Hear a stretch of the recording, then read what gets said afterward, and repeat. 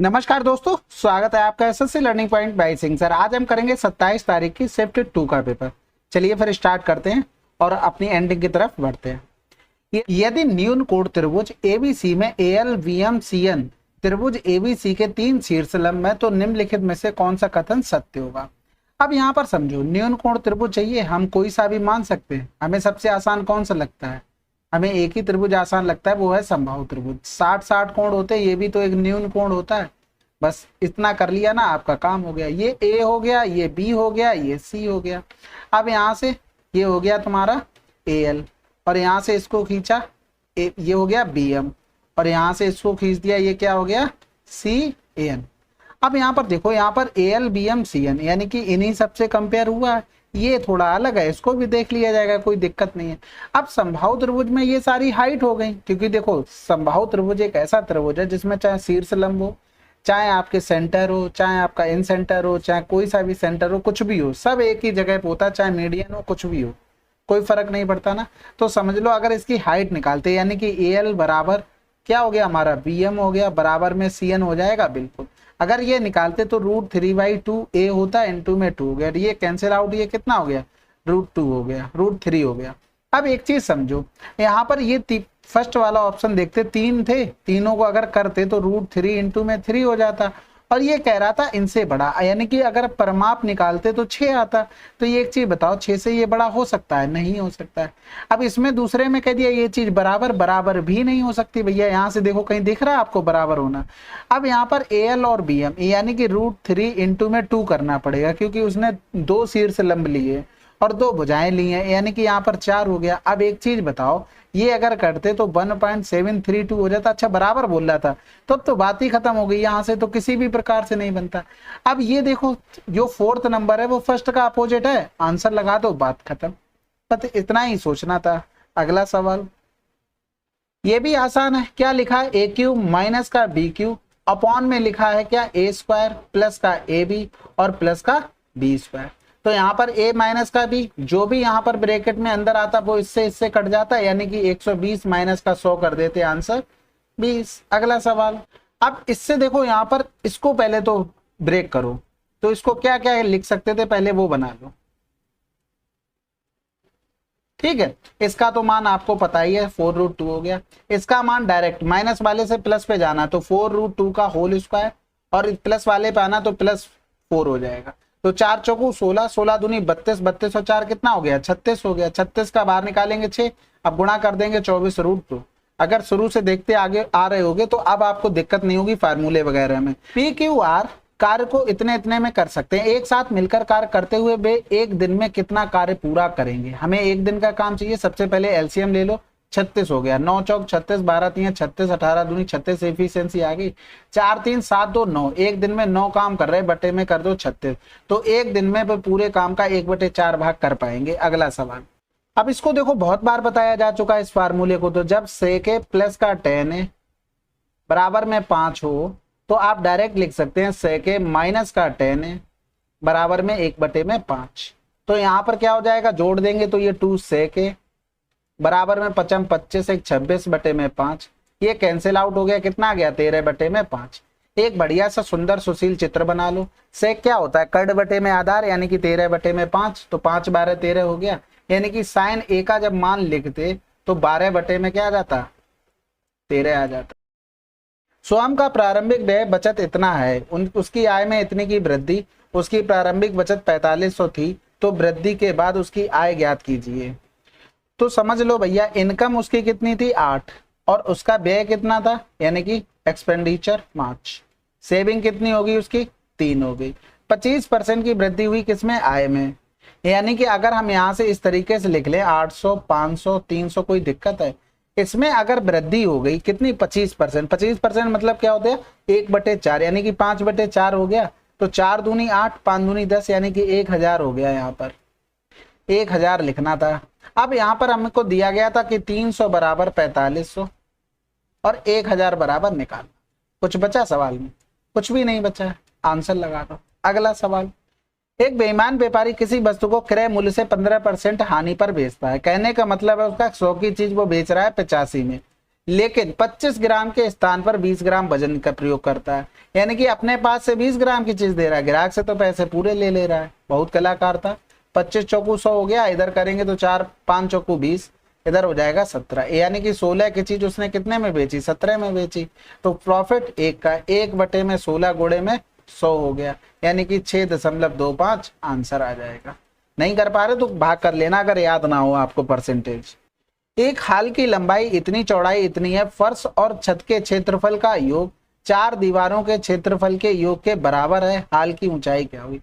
कह रहा था छत और फर्श का क्षेत्रफल। छत और फर्श का क्षेत्रफल क्या होगा? L × B × 2, क्योंकि फर्श और छत दोनों बराबर होती। चारों दीवारों का क्षेत्रफल कितना हो जाएगा? 2L + का B × में H हो जाएगा। पूछा क्या गया? हाल की ऊंचाई बतानी थी, यानी कि 21 गुणे में 14 × में 2 बराबर में 2 L + B, यानी कि 4 1 5 हो गया, 25 और 10 35 हो गया, × में 35 × में हो गया H। ठीक है, यहाँ पर करेंगे, ये हो गया 14 पंजे 70, 21 दूनी 42 बटे में 5, तो 5 अट्ठे 40 और फिर 5 चौकू 20, ये आ गया H का मान। अगला सवाल, राम और रमेश एक कार्य को 12 दिनों में, रमेश और सोमेश 15 दिनों में, सोमेश और राम 10 दिनों में कर सकते हैं। यदि राम, सोमेश और रमेश मिलकर कार्य करें तो वे कार्य कितने दिनों में पूरा कर लेंगे? तो अब तीनों का एलसीएम लेना पड़ेगा। तो 12 पंजे 60, 15 चौकू 60 और 10 छक्का 60 हो गया। यानी कि अगर हम राम और रमेश और कौन था? सोमेश, तीनों को ले लेते तो 5 4 9 6 15 बटे में 2 करना पड़ता। बेसिक क्लियर है तो बहुत अच्छे से आप समझ रहे होंगे, नहीं क्लियर है तो आप नहीं समझेंगे। अब हम उसको समझाना भी नहीं चाहते, क्योंकि हम इतने वीडियो करते आ रहे हैं, ये हम पहुंच गए 38 नंबर पे। अब भी नहीं चीजें समझ रहे, फिर भैया कब समझोगे? बात समझो मेरी, मैं कहना क्या चाहता हूँ। तो यहाँ पर ये हो जाएगा 15 चौकू 60, 4 दूनी 8। आप बिलीव नहीं करोगे, बहुत कम लड़के लिखते हैं। आपने देखो स्टेप्स कटिंग करना सीख लो मेरे भाई, कैलकुलेशन कुछ नहीं होती, स्टेप्स कटिंग बस। दुनिया का ड्रामा हटाओ, टेबल याद कर लो, थोड़े क्यूब, थोड़े स्क्वायर और स्टेप्स कटिंग, बहुत हो गया। ABC इतने में पूरा कर सकते हैं। BC दोनों हर तीसरे दिन एक ही सहायता करते हैं। A इस कार्य को कितने दिनों में पूरा करेगा? तो 20 30 60, तो ये A हो गया, B हो गया, C हो गया।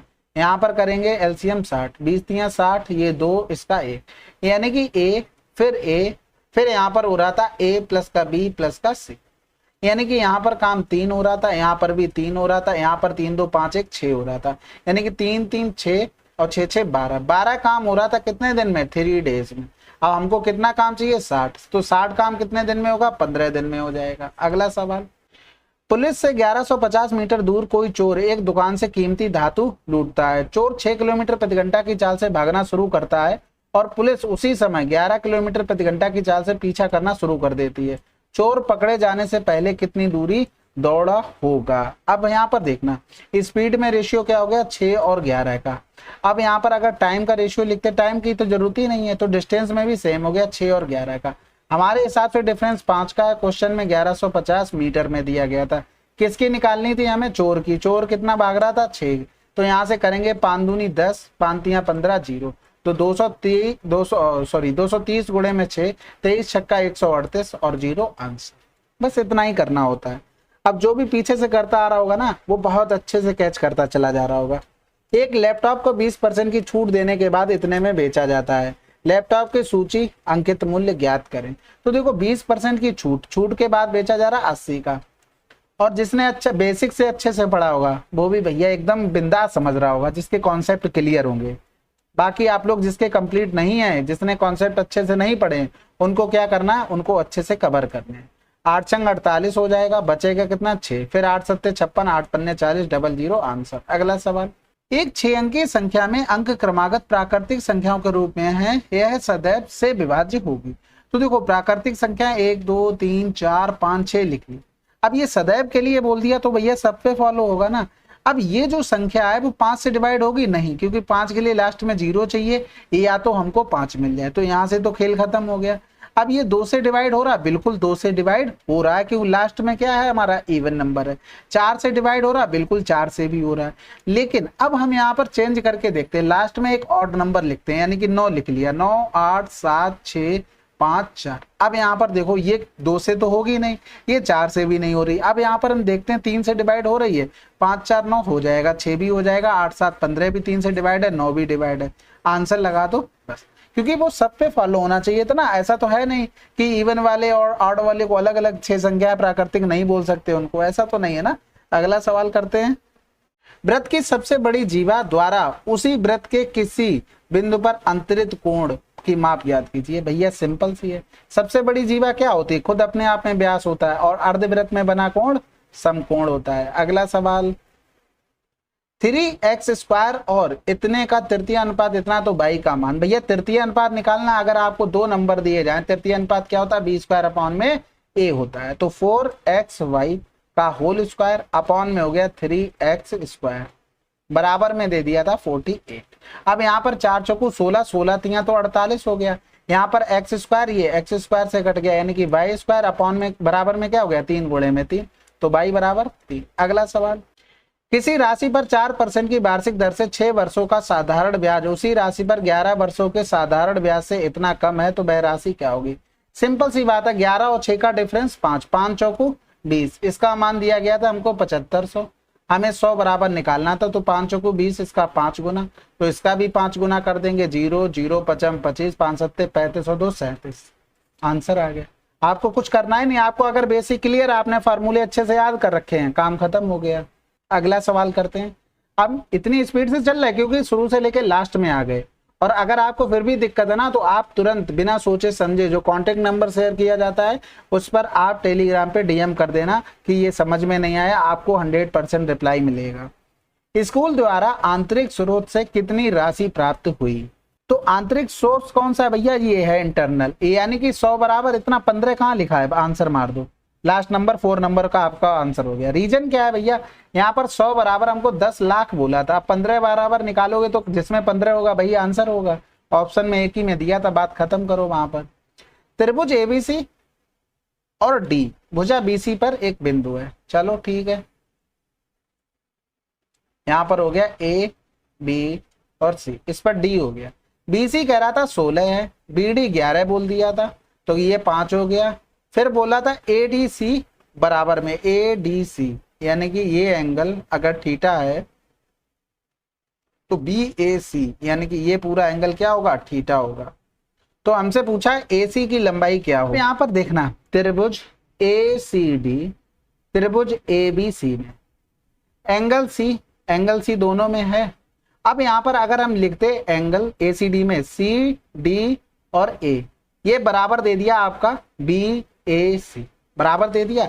अब तीसरा एंगल इसमें एक बचा है, यानी कि इसमें तो एंगल B बचा है और इसमें एंगल क्या बचा, CAD, ये बराबर हो गए।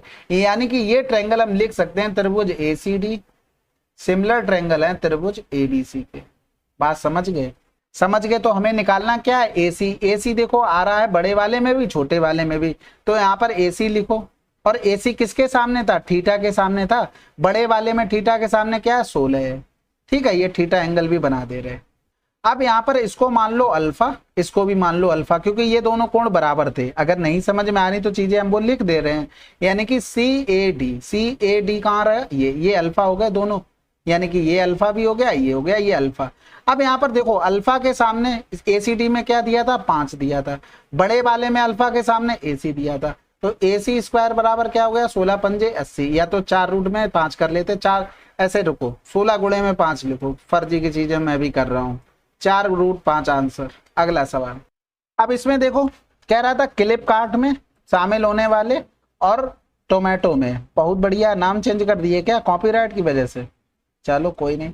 यहाँ पर हो गया ये 12 और टोमेटो इसमें हो गया 3 2 5 1 6, आंसर आ गया 2 अनुपात।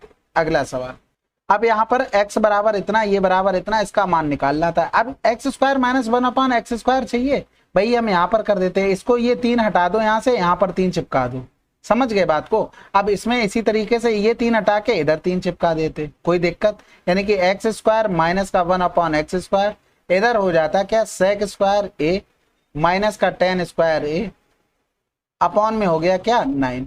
अब बताओ कुछ बचा है, 1/9, यही तो आया इसका मान। अब यहाँ पर गुणा कर दो, 9 गुणे में 1/9, आंसर आ गया। अब इसमें कुछ भी नहीं था। अगला सवाल, ये सवाल आसान है, फार्मूला बेस्ड है, अगर नहीं करना चाहते वैसे तो C बराबर 0 कर दो, तो ये खत्म, यानी कि AQ प्लस का BQ बराबर में हो गया 98, इधर दे दिया था A प्लस का B बराबर में 14, इधर करेंगे तो ए स्क्वायर प्लस का बी स्क्वायर हमको निकालना था।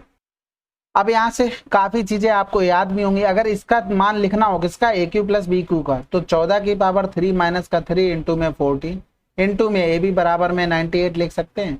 यानी कि अगर हम 14 कॉमन ले लें तो 14 का स्क्वायर माइनस का 3 ए बी बराबर में 14 सत्ते 98 हो गया। यानी कि 14 14 196 माइनस का 7 बराबर में 3 ए बी कर सकते हैं, बिल्कुल। यहाँ पर करेंगे तो 189 अपॉन में 3 हो गया, ए बी हो गया। तो ए बी बराबर कितना आ गया, 3 6 18 3 3 9, इतना निकाल लिया ना। अब इससे अगर हमें इस पर जाना हो तो क्या कर सकते हैं, 14 का स्क्वायर माइनस का हो जाएगा 2 इंटू में ए बी का मतलब हो गया 63। तो 14 14 196 माइनस का 2 3 6 2 छक्के 12, यानी कि 0 9 से 2 गया 7, आंसर आ गया। बाकी अगर आप ए क्यू प्लस बी क्यू वाला फार्मूला जानते हैं तो वहां से भी कर सकते हैं, पूरा प्रॉपर करना पड़ेगा इसमें, यहाँ से भी कर सकते हैं, जो भी सुविधा लगे उस हिसाब से करो। अगर आप वैल्यू सोच पा रहे हैं तो वैल्यू मान लो, वो ज्यादा बेटर होगा। रीजन क्या होगा कि आप आसानी से मान निकाल पाएंगे। जैसा भी लगे यार करो, बहुत आपने इतनी शिफ्ट कर ली, आपको चीजें समझ में आ गई होंगी अब कैसे क्या करना है। ठीक है, यहाँ पर 4 एकम 4 3 7 बटे में 4 प्लस का 7 एकम 7 और 5 12 बटे में 7 गुणा कर देंगे तो 7 दूनी 14 3 17 आ जाएगा, 17 आ गया नीचे और 7 चला गया ऊपर, इंटू में हो गया क्या 7 दूनी 14 3 17 बटे में 7, ये इससे कैंसिल आउट, ये इससे कैंसिल आउट, 49 प्लस का 12 चौक 48 और बटे में हो गया 28। तो इनको जोड़ देंगे 9 8 17 के साथ, हाथ से लगाए 5 4 9 बटे में 28, 28 3 84 13 बटे में 28 आंसर। अगला सवाल, 22 सेंटीमीटर 18 सेंटीमीटर त्रिज्या वाले दो वृत्तों के केंद्रों के बीच की दूरी इतनी है, दो वेनिस्ट अनुस्पर्श रेखा की लंबाई बताइए। अच्छा यार, दो वृत्तों की, बहुत बढ़िया बात है। आपको एक चीज सिंपल सी बताई थी, वो चीज याद रखनी, दोनों की रेडियस का अंतर कितना होगा 4, इधर कितना हो गया 32, इतना आ गया। अब यहाँ पर इतना लिख लो 32 स्क्वायर माइनस का 4 स्क्वायर, यानी कि 32 और 4 36 हो गया, यहाँ पर करेंगे तो 28 हो गया। एक चीज बताओ भैया, उन्होंने अंदर बाहर क्या निकाला, केवल 2 निकाला और 3 निकाला है, यानी कि अगर हम यहाँ पर लिख दें 9 चौक 36 तो इसका 2 बाहर कर ले रहे हैं, अंदर में क्या बचा 9 गुणे में 28, तो 9 8 72 हो गया, 9 दूनी 18 और 7 25 हो गया, आंसर आ गया।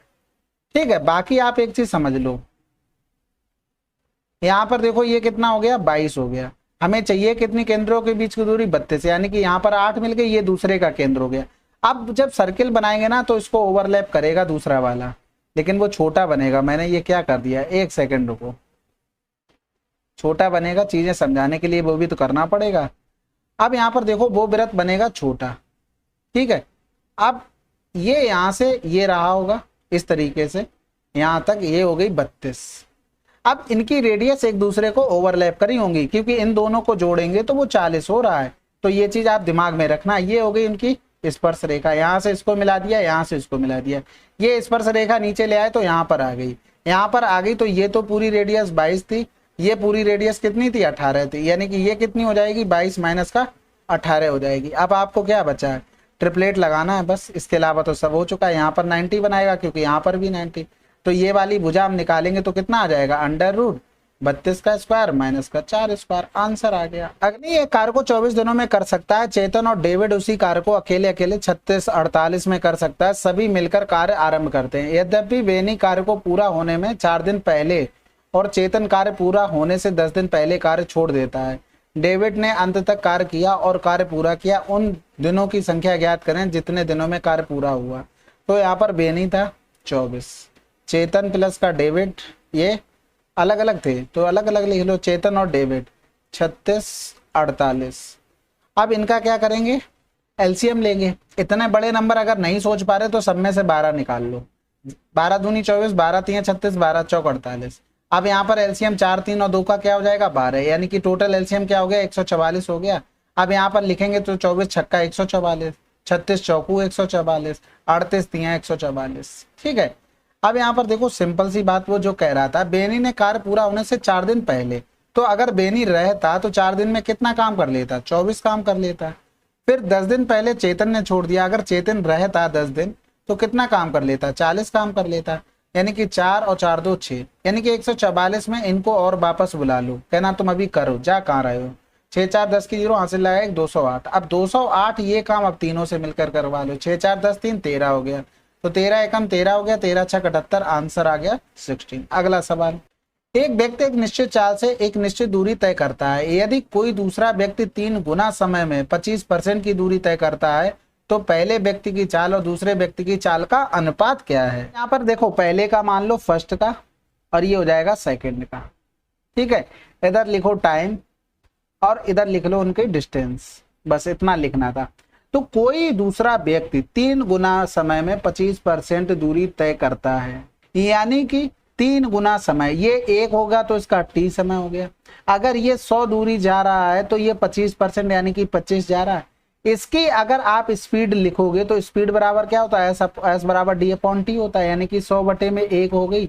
इसकी लिखते तो 25 बटे में 3 हो गई, यानी कि 25 चौको 100 हो गया। रेशियो बनाएंगे 4 3 12 रेशियो 1, आंसर आ गया। अगला सवाल, चलिए फिर 27 तारीख की शिफ्ट 2 आपकी समाप्त हो गई। अब आपकी केवल एक शिफ्ट बची है, सेकंड शिफ्ट वो भी थर्ड शिफ्ट बची है, वो भी 27 तारीख की। तो आप लोग समझ सकते हैं हम लोग बिल्कुल एंड की तरफ है। आप लोग अब कमेंट करना स्टार्ट कीजिए, अपनी आत्मा को थोड़ा जगाइए। अब कुछ बताइए, कमेंट में लिखिए कि कैसा समझ में आई चीजें, क्या और इम्प्रूवमेंट हो सकता है वीडियो में। तो ये चीजें आपको बतानी पड़ेगी कि सोल्यूशन कैसा लग रहा है आपको, कि इसमें और कुछ बेटर हो सकता है, या समझाने का तरीका कैसा है, कुछ और बेटर हो सकता है। स्पीड के बारे में बात मत करना। अगर आपकी बेसिक क्लियर है तो आपको इसी स्पीड को पकड़ना पड़ेगा। आप एक चीज देखो, हमारा अभी चैनल छोटा है, 200 लोग देख रहे हैं, हम कह रहे हैं 100 लोग देख रहे हैं। 100 लोग में अगर आप 5 लोग कमेंट कर रहे हो तो 95 लोग तो कहीं तो जा रहे हैं ना, उनको तो चीजें समझ में आ रही हैं। अगर उनको भी नहीं समझ में आती तो कमेंट 95 होने चाहिए, 5 नहीं होने चाहिए थी। तो मैं ये समझता कि हाँ ये हो रहा है कि हम कहीं गलत पढ़ा रहे। तो ये चीजें समझो बात को, आपको उनको पकड़ना पड़ेगा। आपके अगर बेसिक क्लियर होंगे तो आप 100% अच्छे से कर ले जाएंगे, ऐसा हो ही नहीं सकता। तो ये चीजें समझने की कोशिश करो। अगर हम यही कहते हैं आप कमेंट करके हमें बता दिया करो, फिर भी हमने इतनी छूट दे रखी है। आपको अगर लगता है किसी सवाल में कोई समस्या तो 9919293977 पर आप मुझे भेज दिया करो, आपको रिप्लाई मिल जाएगा। ठीक है, टाइम लग सकता है लेकिन मिल जरूर जाएगा। तो इस चीज का आप फायदा उठा सकते हैं। और बाकी मैं और क्या ही हेल्प कर सकता हूँ आप लोगों की, बाकी आप लोग कमेंट करके बताइएगा। मिलते हैं अगले वीडियो में, तब तक के लिए जय हिंद, जय भारत।